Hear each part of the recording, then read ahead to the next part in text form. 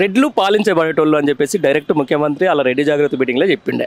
ఇప్పుడు ఆ దాన్ని తీసుకొచ్చి పీసీసీ ఎవరైతున్నారో ఆయన రేవంత్ రెడ్డి కాదు గౌడ్ లెక్క కనపడుతున్నాడు ఒక ఆయన. నిన్న ఎస్సీలకు సంబంధించి ఆయన మాల మాదిగ లెక్క కనపడుతుందని చెప్పేసి ఒక ఎస్సీ సోదరుడు అని.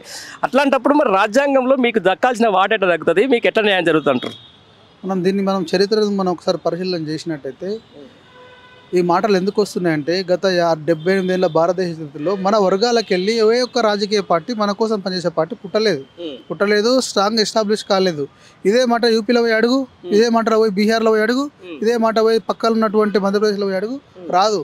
మన వర్గాలకు వెళ్ళి రాజకీయ వేదికలు పుట్టుక రాలేదు కాబట్టి, మన వర్గాలకు వెళ్ళి రాజ్యాధికారంలోకి ఎవరు రాలేదు కాబట్టి 78 ఏళ్ళ భారతదేశ చరిత్రలో ఏమంటారు, నా మనసుకి ఇష్టం ఉన్నా లేకున్నా కూడా రేపు నేను ఒక ప్రజాప్రతినిధి కావాలంటే, నాకు ఎమ్మెల్యే బీఫామ్ కావాలంటే ఆ పెత్తందారి నాయకునికి అణిగిమణిగి ఉంటే నాకు అవకాశం వస్తుందనే ఒక ఉద్దేశంతో అది రక్తంలో ఆల్రెడీ వాళ్ళకు అట్లా తయారు చేయబడ్డది.